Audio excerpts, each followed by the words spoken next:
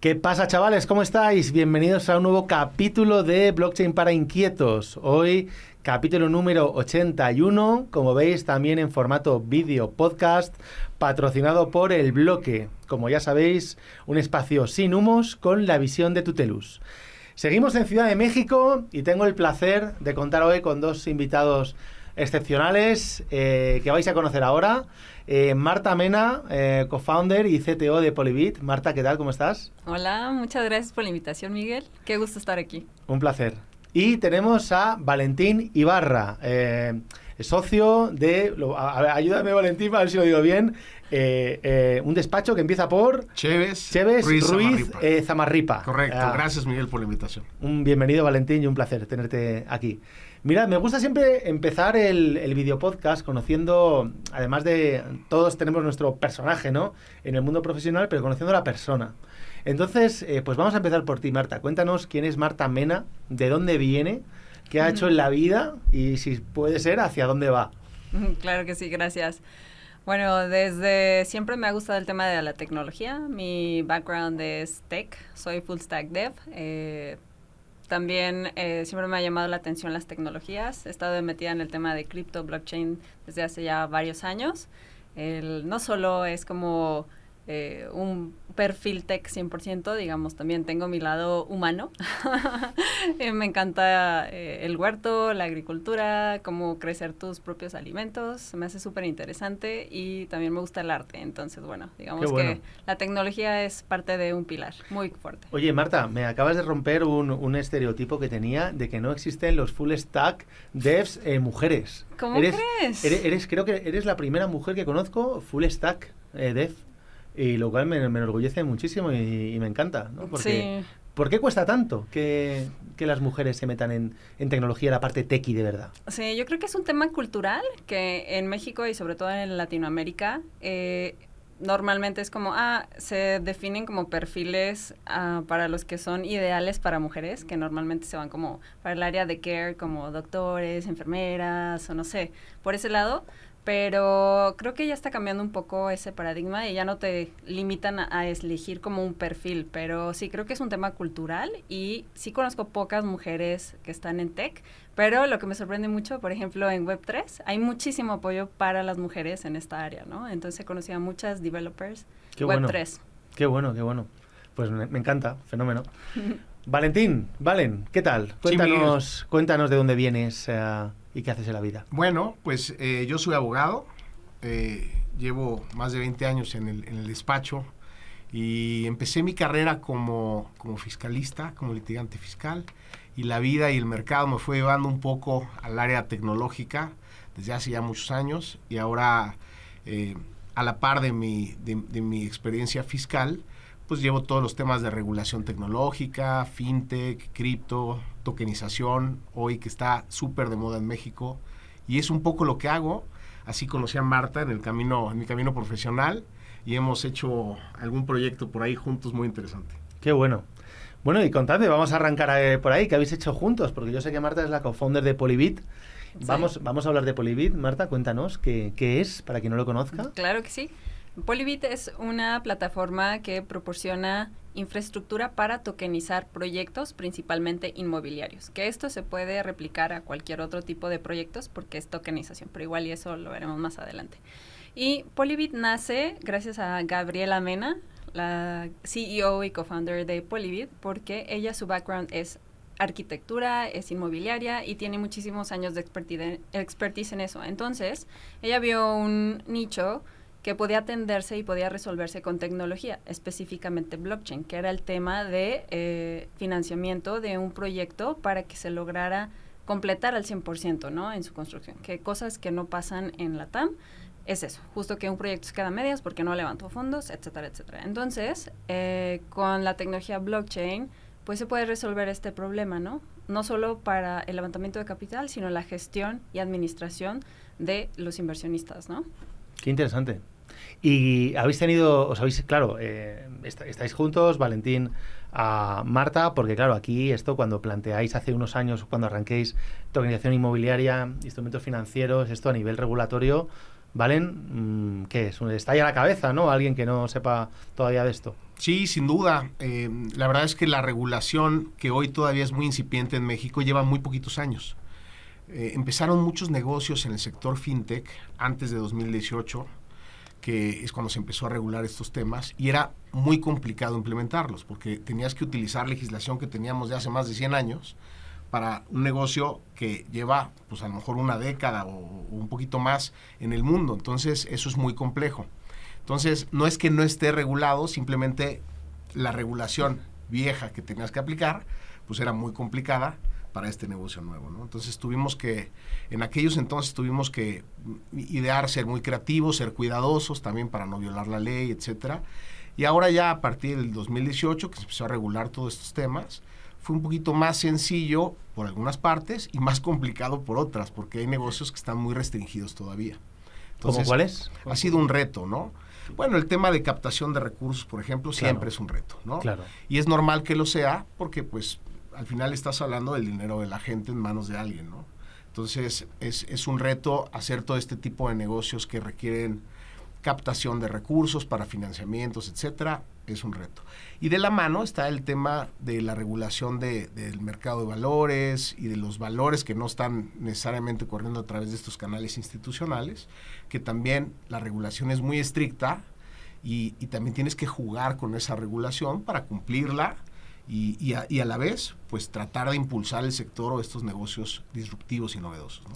Qué bueno, vamos a profundizar dentro un poquito en esta parte que me interesa muchísimo.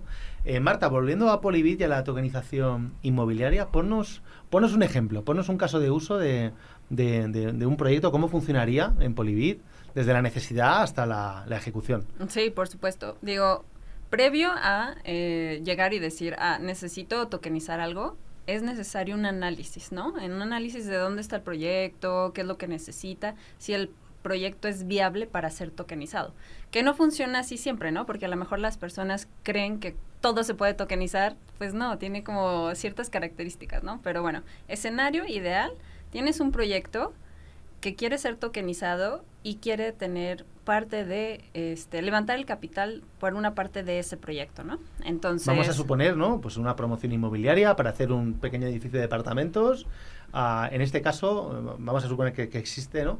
El promotor inmobiliario debería tener de alguna manera parte de esos fondos ya comprometidos por canales habituales, ¿no? Banca, exacto, recursos tradicionales. propios, tal, y una parte de ese levantamiento lo tokenizaríamos. Exactamente, justo así. Entonces, lo que nosotros hacemos es proporcionarle la infraestructura para que el desarrollador inmobiliario tenga, como quien dice, su white label de una tokenizadora. Entonces, el desarrollador inmobiliario tendría todo dentro de su plataforma para hacer, digo, algo muy importante, y aquí igual, siempre nos mantiene alineados de que deben de cumplir con ciertas cosas, ¿no? Entonces, primero, KYC. Debes de tener tu KYC. No hay ninguna persona que debería de poder siquiera ver tus opciones dentro de tu plataforma de tokenización si no ha pasado un KYC. O sea, eso es como regulación básica, ¿no? Para quien no nos entienda esto del KYC, conoce a tu cliente, ¿no? Y básicamente, a diferencia de un utility token que lo puede comprar, porque es como comprar unas gafas o una ficha, ¿no? Un producto financiero, tokenizado no puede ser vendido al portador. Necesita quien lo compre o lo venda, tiene que estar registrado, ¿no? Al ser un instrumento financiero, ¿no? A eso nos referimos con KYC. Exactamente. Entonces, una vez terminado su KYC, entonces sí ya puede ver las opciones, ¿no? Y dentro de esas opciones, si alguno se decide por cierta opción que muestre el desarrollador inmobiliario, pues bueno, decidirá adquirirlo o no. Y esto debe estar respaldado por contratos, no solo smart contracts, que viene respaldado por el token, sino contratos digitales, que deben de estar certificados, ¿no? Entonces, Polibit ofrecemos todo, desde el KYC, firma de documentos digitales, la gestión de los usuarios, distribuciones, wallets, etcétera, etcétera, y hasta, digamos, toda la plataforma completa. Entonces, el desarrollador es el que configura, como quien dice, estos parámetros. Él es el que decide como qué porcentaje de retorno va a dar, cuántos inversionistas va a tener, de cuánto va a ser el ticket, qué especificaciones tiene dentro de ese contrato, y nosotros solo proporcionamos la infraestructura para que todo eso pase. Ya. Seamless, pero Muy para bueno. que pase. Oye, ¿y hay alguna cifra promedio así pública que se pueda saber? ¿Cuál es el ticket promedio de un inversor? Es muy variable y depende más bien como de los lineamientos que tenga los desarrolladores inmobiliarios. Hay algunos que prefieren tickets muy pequeños para levantar más capital, Sí. pero en nuestra experiencia lo que más hemos visto son tickets medianos y grandes, digamos como de miles de dólares hasta $100,000, por así decirlo. Claro. ¿Y operáis en México? Sí, tenemos un proyecto que tokenizamos en Roma Norte y Qué bueno. ya completado, entonces ese fue el primero y tenemos varios en Guatemala y unos por abrir en Panamá y en Honduras. Toma ya, qué bien. Valen, y en este sentido, ¿qué retos regulatorios os habéis enfrentado? Es decir, ¿habéis podido, cuéntanos un poco, igual que Marta nos ha contado un poco desde la perspectiva de negocio, cuéntanos tú desde la perspectiva jurídica o regulatoria. Es decir, ¿son activos emitidos desde México? ¿La sociedad que emite el activo está en otro país donde la regulación está más avanzada? ¿Cómo funciona? Sí, con gusto. Déjame darte un antecedente primero. Sí. México es un país muy formalista y muy solemne, hablando de trámites legales. Si tú estás platicando con alguien sobre la transmisión de un inmueble y cómo implementar un negocio de tokenización inmobiliaria, el primer reto que tienes es que no puedes sacar de la jugada al notario. O sea, la transmisión inmobiliaria en México necesita que un notario esté interviniendo en la operación, ¿no? Entonces, ese es el primer reto. Si tú tratas de hacer eso, te vas a encontrar con esa primera complejidad. Entonces, para un negocio que necesita una agilidad digital como es esta tokenización, pues no puede participar un fedatario público transmitiendo inmuebles y que la gente vaya a la notaría, etcétera. No, es imposible. Sí. Entonces, necesitas idear alguna forma en la que puedas tokenizar alguna otra parte de la estructura del proyecto y no necesariamente la propiedad inmobiliaria. Entonces, ese fue el primer reto que encontramos y así lo hicimos. Y hubo varios retos en el camino, ¿no? Primero estaba la ley FinTech, que prevé ciertas figuras que algunas de ellas se pueden parecer a ciertos negocios de tokenización. Entonces tienes el reto de ver si caes en la ley FinTech o si no caes en la ley FinTech, que en el caso de Polivit, al ser un proveedor de infraestructura para los desarrollos inmobiliarios con ciertas características, pues en realidad no nos ponemos en esa situación. Claro. Y después pues tienes toda la regulación del tema de valores. Si el token que tú emites cae en la definición de valor para efectos mexicanos, pues vas a tener la problemática de que no podrás hacer ofertas públicas, no podrás intermediar en esos valores, etcétera, ¿no? Entonces, poco a poco fuimos desarrollando este modelo de negocio desde el punto de vista operativo, tecnológico y legal, para darle estructura y que pueda funcionar y ser útil para el público y para los inversionistas, para los desarrolladores, etcétera, ¿no? Muy bueno, o sea, lo entiendo, creo que lo entiendo, el modelo, ¿no? Claro, por ejemplo, ¿no? Yo, desde Tutelus, una de las empresas que hemos fundado, que conoceréis, Rental, ¿no? Buenísimo. Claro, es diferente desde el punto de vista de que, claro, Rental sí es como el promotor, ¿no? Al que le da servicios. Rental es el que tiene a los inversionistas finales, que son los que le dan el dinero para que Rental compre el inmueble y que realice la operación y luego la venda y tal, ¿no? Rental administra y gestiona. Exactamente. Es distinto. Exactamente. En vuestro caso, vosotros proveéis la infraestructura para que el desarrollador emita el token, ¿no? Y entonces es él el responsable de la emisión del token, ¿no? A efectos... Exacto. Claro, es interesante. Y el desarrollador, o sea, el token que emite es un instrumento... ¿Es deuda? ¿Está emitiendo un token en general que representa deuda? Se analiza por cada proyecto porque varía, dependiendo del país y de cómo esté la estructuración de la empresa. Pero puede ser deuda o puede ser equity, dependiendo del país, ¿no? Entonces, por eso, es un análisis que se hace, que nosotros le llamamos como la fase 0, en donde se hace una consultoría y se analiza justo la situación en la que está y se determina por dónde va. Sí, qué bueno. ¿Y cuánto tiempo lleváis operando como Polivit? Año y medio llevamos. Muy bien. Sí. ¿Y habéis visto tanto por la perspectiva de negocio como por la perspectiva de los reguladores? Porque al final, como tú dices, tenéis operaciones en varios países. Imagino que tocaréis, ¿no? a la regulación de Guatemala, de todos los sitios donde estáis. ¿Veis cambio respecto a cómo estaba el mercado hace un par de años ahora? Más abiertos a conversaciones. Por ejemplo, en Guatemala... Gaby, la CEO de Polybit, es parte de la mesa directiva de blockchain de Guatemala. Entonces, justo están en conversaciones para acelerar este proceso. Y en México igual, que justo la asociación FinTech va por ese rumbo. Claro. ¿Y cómo lo ves, Valen? Tú también. ¿Has visto cambios en los reguladores? ¿Ves que es un mercado muy inmovilista, que va todo demasiado lento? Sí. ¿Ves más apertura? ¿Cómo lo ves? Mira, yo la sensación que tengo es que las autoridades que ven estos temas desde la perspectiva financiera, que es la Comisión Nacional Bancaria de Valores, etcétera, ellos quieren promover el sector fintech, por ejemplo, ¿no? Les gusta la tecnología, les gusta promoverlo, les gusta la tokenización. El problema es que no tienen aún las herramientas legislativas que necesitan para apoyar estos negocios como ellos quisieran, ¿no?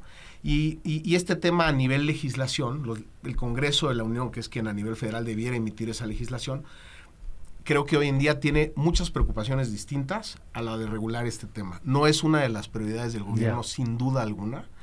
Entonces, ha sido un problema. Y eso lo podemos ver desde hace varios años. En 2018 que salió la ley FinTech. La ley FinTech permitía a las crowdfundings y a otro tipo de entidades utilizar en sus operaciones los activos virtuales. Y lamentablemente el Banco de México, un año después, en 2019, emitió regulación diciendo, oye, tenemos que restringir mucho porque son riesgosos, etcétera. No les gusta, al Banco de México no le gusta la operación con criptoactivos y ha restringido, cuidando al público tal vez de varios fraudes que han sucedido, pero eso es inevitable y alrededor del mundo pasa en estos negocios y en muchos otros. Esto no es propio de un negocio tecnológico. Entonces, ha habido un poco de restricción por parte de las autoridades, lamentablemente. Yo pienso que esto va a cambiar en algún momento. Lamentablemente, no creo que sea pronto porque no es una de las prioridades de nuestro gobierno. Ya. Fíjate que ahí coincido contigo, ¿no? Que qué importante es esa educación financiera de la que hablábamos antes de empezar a grabar, no solo al usuario final, sino también a los políticos, ¿no? Que dirigen el país y en segunda instancia pues al regulador, ¿no? Porque has dicho una cosa muy interesante, Valen. Parece, ¿no? O alguno puede parecer ver, o algún tipo estamento dentro del poder puede intentar que parezca que las criptomonedas están relacionadas con las estafas, pero es que estafas en por ejemplo, Internet, estafas en Internet hay todos los días y no asociamos Internet a estafas, ¿verdad? ¿Os acordáis hace años cuando empezaba el comercio electrónico? Todos teníamos miedo, no, a ver si me van a robar. Pues ya hemos superado ese miedo, ¿no? Entonces, no deberíamos, ¿no? Como país o como regulador asociar un problema que está implícito al ser humano, ¿no? Que es el pillaje, el vandalismo, la delincuencia. Bueno, pues lamentablemente somos humanos y hay gente buena y gente mala. Afortunadamente somos mucho más los buenos que los malos, ¿no? Pero no debemos asociarlo a una tecnología. La tecnología no es ni buena ni mala, ¿no? Un cuchillo. Con un cuchillo puedes cortar un filete o puedes matar a alguien. Y nadie pone en duda eso, ¿no? Entonces ahí creo que sí que hace falta una labor que, como tú dices, desgraciadamente no creo que es algo rápido en el tiempo, ¿no? Pero que en algún momento... Y quizás, mira, yo ahí en ese sentido también tengo una posición... yo soy una persona demasiado optimista quizás, me gusta ver el vaso siempre medio lleno, pero fíjate, lo que acaba de pasar en Estados Unidos con Trump, ¿no? Llega Trump y 3-4 grandes movimientos en el sector cripto que estoy convencido que tarde o temprano van a contagiar a todo el mundo, ¿no? Primero, SEC, relájate, no toques las narices a las empresas cripto, eliminamos demandas, fijaros cómo estábamos en la época de Biden con la SEC, con Consensus, con Coinbase, estaban dándoles a todos, ¿vale? Tratando de que todo parezca un security. Punto 1. Punto 2, vamos a empezar a comprar para la Reserva Federal criptoactivos a tope, Bitcoin, Ethereum, bla, bla, bla. Ostras, que lo diga eso Estados Unidos es tremendo. Tercero, vamos a apoyar las stablecoins a muerte y vamos a eliminar las CBDCs. Ostras, o sea, te está marcando una pauta de guía en ese sentido el gobierno de Estados Unidos desde la perspectiva de decir, vamos a apostar por ese sector. Entonces, teniendo México tantas relaciones comerciales con Estados Unidos, a mí me gustaría pensar que de alguna manera, no sé si muy rápido en el medio plazo, pero se va a contagiar en el buen sentido México de esto, ¿no? De, oye, hay que ser un país cripto-friendly porque es que esto es inevitable. O sea, es como quererle poner puertas al campo, ¿no?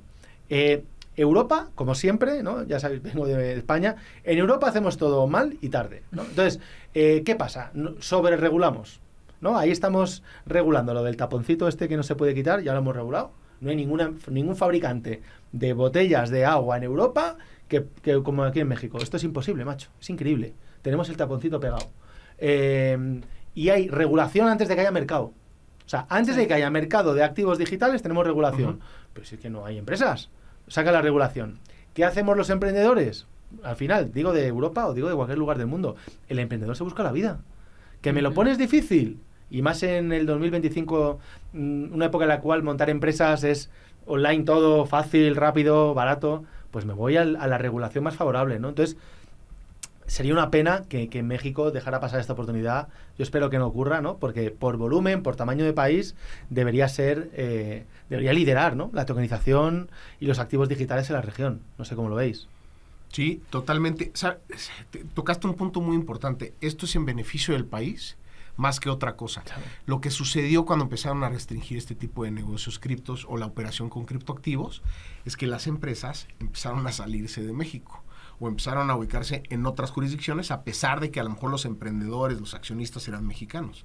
Eso tiene varios efectos nocivos para el gobierno mexicano. Uno, pierden visibilidad y control sobre ellas. Claro. Si tú tienes un negocio que todavía no sabes cómo regularlo, pero que ves que en el mundo es una tendencia, etcétera, yo lo que haría es los permito operar, los voy vigilando, los trato bien, los impulso.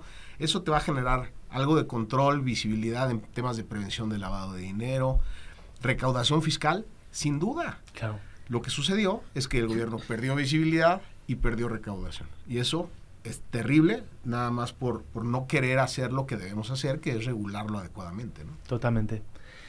Marta, en relación a la industria inmobiliaria, claro, estamos hablando de uno de los sectores más grandes del mundo, ¿no? Billones, trillones. Trillones, cuatrillones, yo qué sé, ya muchos ceros, ¿no? Mucho dinero. Dentro de, como estáis en varios países, tenéis proyectos en varios países, ¿tú ves que el promotor inmobiliario de Guatemala es distinto, tiene un planteamiento diferente o una visión distinta al de México o al de o cualquier otro país donde estéis mirando proyectos? ¿Cambia la perspectiva del promotor en función del país o no? Muy buena pregunta. Nosotros suponíamos al inicio que iba a ser como una característica general a través de ciertos tamaños y, digamos, de las desarrolladoras inmobiliarias. Pero lo que nos dimos cuenta es más bien quién está al frente de las desarrolladoras inmobiliarias. Entonces, si hay un CTO o un CEO que está ya metido en temas de tecnología, ni se diga si es blockchain, es muy fácil transmitirle los beneficios de la tokenización.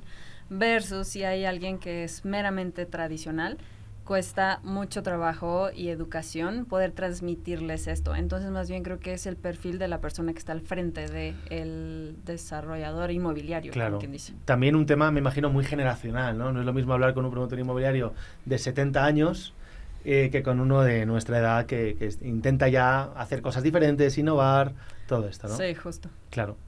Valentín, has dicho varias veces al principio que estás viendo, ¿no?, que hay un repunte, hay mucho interés, hay mucho hype alrededor de la tokenización y de los activos digitales en México. Cuéntanos más al respecto. Bueno, la verdad es que creo que es algo que todo el mundo lo ha visto, ¿no? Si tú te das una vuelta por alguna página de internet para ver cómo está el negocio fintech en México hoy en día en 2025, vas a ver que más de la mitad son negocios de tokenización. Y no solo pasa en México, creo que es una tendencia que está pasando alrededor del mundo. Hay mucha gente que está involucrada en estos temas. Además de los temas tecnológicos, está la forma en cómo lo publicas, cómo haces mercadotecnia, cómo lo estructuras legalmente, etcétera. Y hemos visto que en este tipo de negocios, muchos de los que empiezan a hacerlo no lo terminan de hacer porque no lo logran, ya sea por tema de capital, mala asesoría, etcétera, no falta de impulso, incluso restricciones legales o tecnológicas, hay mucho de eso. O quien ya lográndolo, no logra que su negocio despegue y en un año, en 2 años, truenan. Eso es muy común. Y muy pocos son aquellos negocios que logran sobrevivir a largo plazo, ¿no? Entonces, esto se debe a muchas razones. Desde temas de capital hasta temas que a veces los emprendedores, por lo menos en México, creo que alrededor del mundo, de repente tienen mucho impulso. Entonces, empiezan a operar antes de preguntarle al abogado, antes de preocuparle a muy todo típico. Mundo. Eso empieza a pasar. A mí de repente me llegan Oye, pues ya, es que ya nos estructuraron el negocio, fuimos con un experto en temas fintech y no sé qué.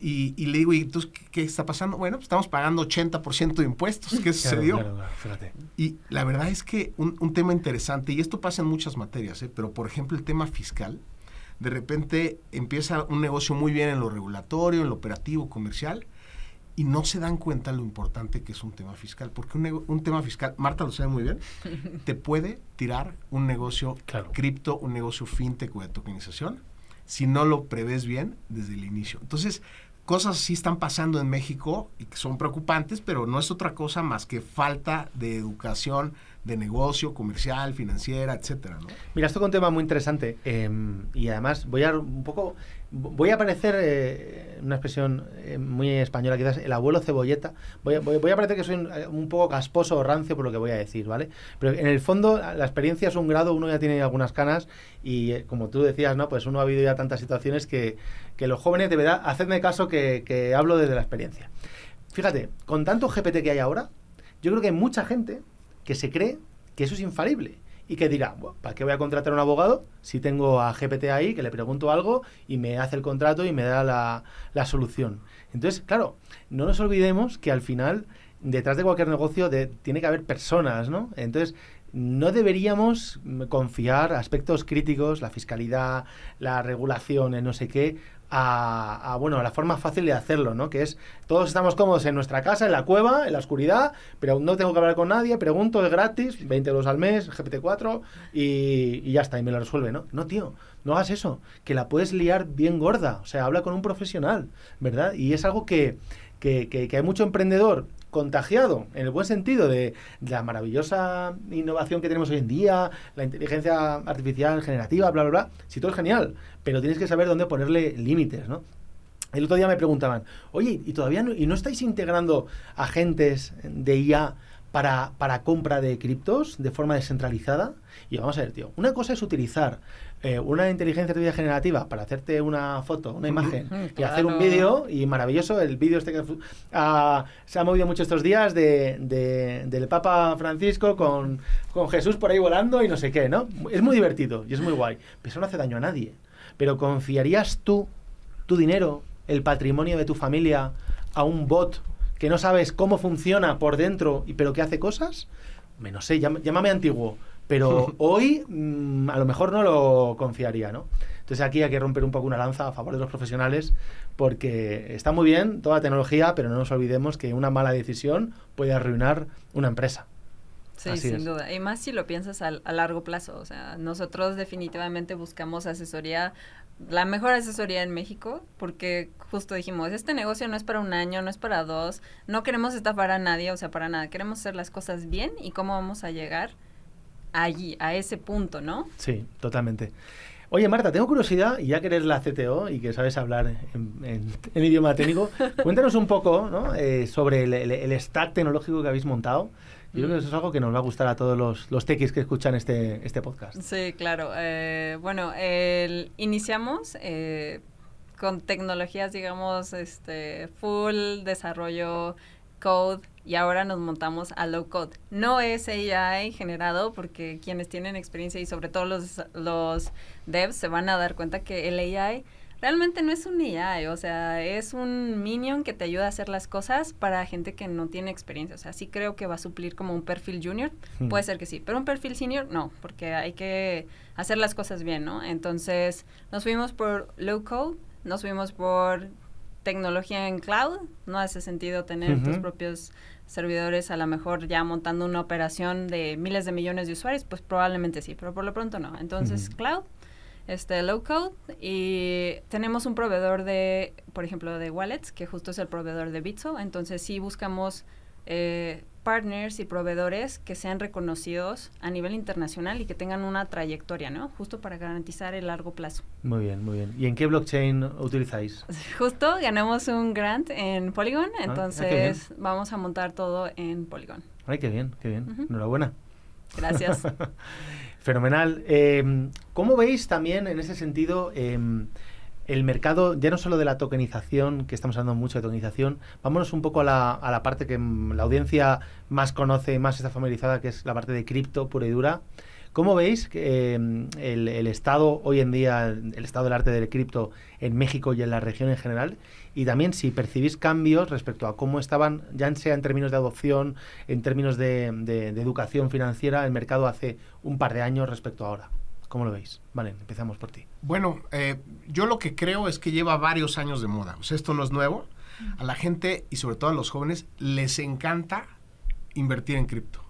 Y en cripto... Es un tema generacional, ¿no? También. Es un tema generacional, pero yo creo que ya ahorita cualquier tipo de persona está como que empapándose un poquito. Lo escuchan tanto que dicen, ¿qué es eso de blockchain? ¿Qué es eso de cripto?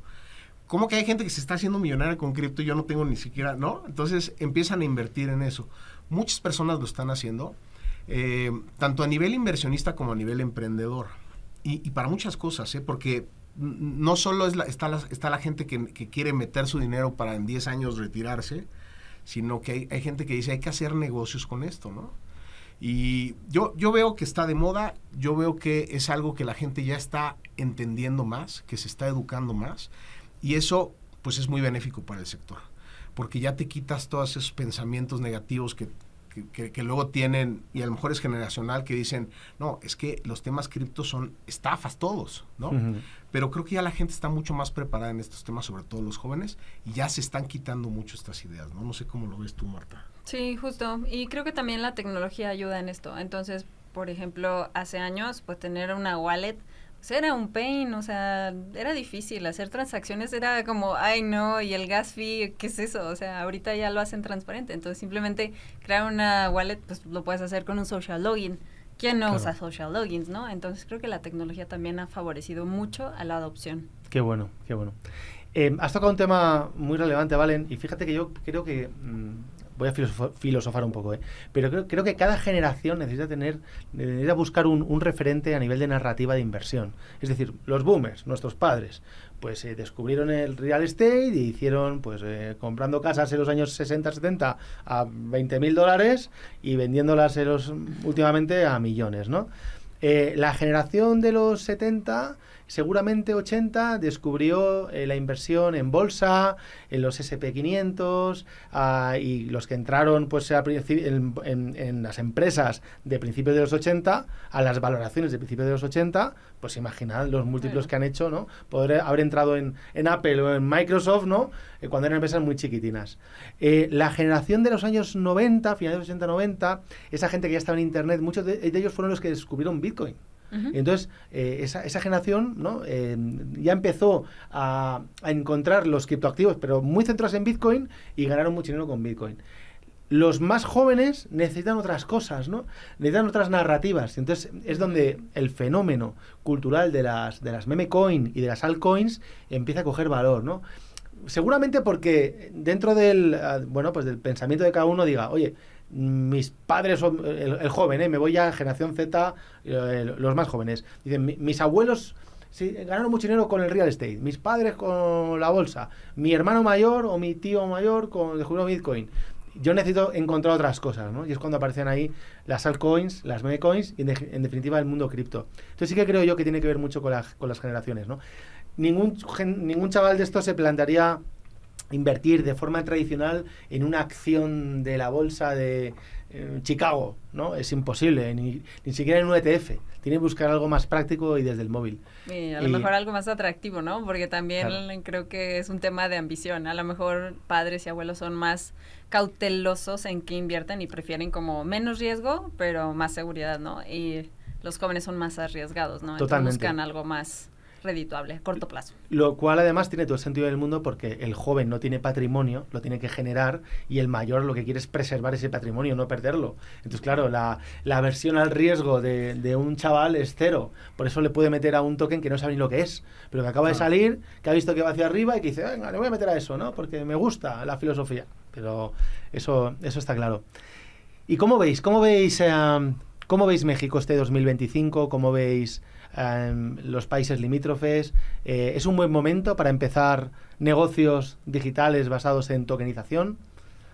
Sí, definitivamente. Yo creo que, la tecnología está siendo adoptada en múltiples áreas, porque una cosa son las cripto y otra cosa son los tokens, ¿no? Entonces, yo creo que la aplicación va a ser, pues prácticamente en todo se podría aplicar la tokenización. Entonces, de que viene fuerte, viene fuerte. Entonces, México sí está adoptando a un ritmo más acelerado que hace unos años y yo creo que no tarda en que esto se vuelva ya más un tema, pues... mainstream casi, ¿no? Mainstream. Poco a poco vamos a llegar Exacto. al mainstream. ¿Tú también, Valen, lo ves así? Sí, sin duda. Yo creo que no hay momento perfecto para hacer nada, nunca, ¿no? Eso está muy bien, sí. Entonces, creo sin duda, creo que si tú eres un emprendedor y quieres empezar un negocio en México o comprar negocio en México, porque hemos visto esos dos esquemas, gente del extranjero o locales que quieren iniciar un negocio, pero también hemos visto mucho apetito por empresas o grupos grandes extranjeros queriendo adquirir negocios en marcha en México. Sin duda México es terreno fértil para cualquier tipo de negocio. Obviamente, como cualquier otro país en el mundo, estamos pasando por cambios, etcétera, pero no veo nada que nos diga no hay que invertir en México. Creo que sí hay que hacerlo y creo que la tecnología, por supuesto, es el lugar donde hay que hacerlo, ¿no? Fijaros, estamos ya acabando, pero en ese sentido tengo también una muy buena opinión, porque a veces la gente que nos escucha, ¿no? y que se está acercando por primera vez a los activos digitales, tokenizados, a la cripto y tal, puede pensar, ¡guau! Si llego tarde ya, si es que ya está todo el pescado vendido, Bitcoin a 90.000, no sé qué, ya tengo que pensar en otra cosa. Entonces, si salimos a la calle, aquí fuera, del estudio, en Ciudad de México, en el centro, y preguntamos al primero que nos crucemos, oye, ¿me podrías decir qué es un token? ¿Qué es una blockchain? ¿Qué es tokenizar? Ya no te hablo de DeFi, ni de... O sea, te hablo de un token, ¿no? ¿Cuál es la diferencia de un token y una criptomoneda? Nadie tiene ni puta idea de nada. Y esto significa, bajo mi humilde opinión, que está todo por hacer. O sea, un mercado donde nadie conoce nada todavía, si hablamos de un mercado de 160 millones, ¿no? De mexicanos, 130 viviendo aquí, 30 fuera, muy cerquita, ¿no? En otro lado de la frontera. O sea, es que las oportunidades de negocio van a ser a nivel exponencial, me quedo corto, ¿no? Porque nadie sabe nada todavía. Y los que estamos aquí, los tres sabemos la potencia que tiene la tokenización, ¿no? Y cómo mejora las características de un activo. Esto es algo que solo la gente con mucha cultura financiera y muchos recursos, ¿no? La banca de inversión, los fondos institucionales, los que vivimos dentro de esta burbuja, pero si no, la gente de un perfil muy financiero, con mucha información y con mucha formación, ha sido capaz de haber visto hasta la fecha, ¿no? Sabéis que hace muy poquito, Larry Fink, CEO de BlackRock, dijo, vamos a tokenizar toda nuestra cartera de productos, toda, entera. La vamos a tokenizar entera. ¿Por qué dice eso el de BlackRock? Porque se ha dado cuenta que cuando tokenizamos un activo, le aparecen propiedades que no tenía el activo sin tokenizar. Es un activo más líquido, es un activo más eficiente, es un activo más rentable, porque puede trabajar en protocolos DeFi, una stablecoin, puede trabajar rentabilidad, on-chain. Entonces, claro, cuando tú eres financiero dices, ¿por qué me voy a conformar con un activo que me da una rentabilidad X si ese activo tokenizado me da una rentabilidad X más Y? Porque me da la rentabilidad off-chain que me daba antes, más la rentabilidad on-chain que me da ahora. O sea, ¿quién en su sano juicio va a decir, no, me quedo con lo antiguo, que es menos rentable, menos eficiente, menos líquido? Pero estamos locos. Entonces, en la medida que la sociedad, que las empresas descubran esto, ostras, ¿quién va a querer estar en una época pre-internet, ¿no? A mí me gusta mucho utilizar este símil. Vamos a cambiar la palabra tokenización durante un minuto por internet. Y vamos a viajar en el tiempo 30 años antes. Y estamos los tres aquí. Y hablamos de internet, ¿no? Internet lo va a cambiar todo, comercio electrónico, vamos a comprar, vamos a conocer nuestra pareja, todo por internet. Pues mucha gente que nos escucha diría, estos están locos, ¿no? Bueno, no nos podrían escuchar ni ver porque no existe internet. pero claro, es lo mismo, es decir, pues claro, o sea, entonces yo en ese sentido, pues preveo, Marta, en el sentido de Polybit, pues un éxito absoluto, ¿no? A mí me encanta el proyecto. Soy de la opinión de que las empresas que nos dedicamos a tokenizar, no somos competidores. O sea, nuestra competencia es la apatía o es el off-chain. O sea, es la gente que está fuera, ¿no? Nuestra competencia es la gente que mantiene el dinero en formato antiguo, en un depósito bancario, dándole un 2% al año, ¿no? Esa es la competencia. Bien les va. Claro. Entonces, y aparte son mercados enormes, ¿no? O sea, es decir, un mercado como el inmobiliario, que tiene una oferta infinita, porque la oferta es infinita. O sea, ¿cuántos ladrillos hay en el planeta? Infinito. La demanda es infinita. ¿Cuánta gente quiere ganar? ¿Cuánta gente quiere sacarle rentabilidad a su dinero? Pues todos. Todos.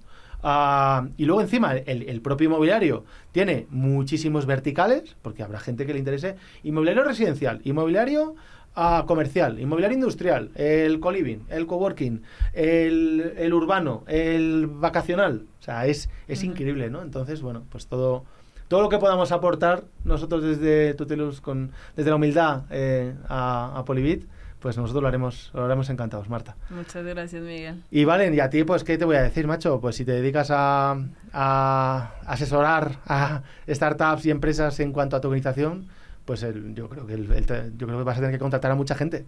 Ojalá así sea. No, la verdad es que sí, vemos que el sector está creciendo muchísimo y que bueno, así, iba a ser el futuro, pero ese es el presente y va a seguir así. Claro que sí. Señores, Valentín, muchísimas gracias por compartir Miguel. Tu experiencia con nosotros. Marta, un placer, muchísimas gracias. Gracias, Miguel. Y a todos vosotros, gracias por haber llegado hasta aquí y nos vemos en el siguiente podcast.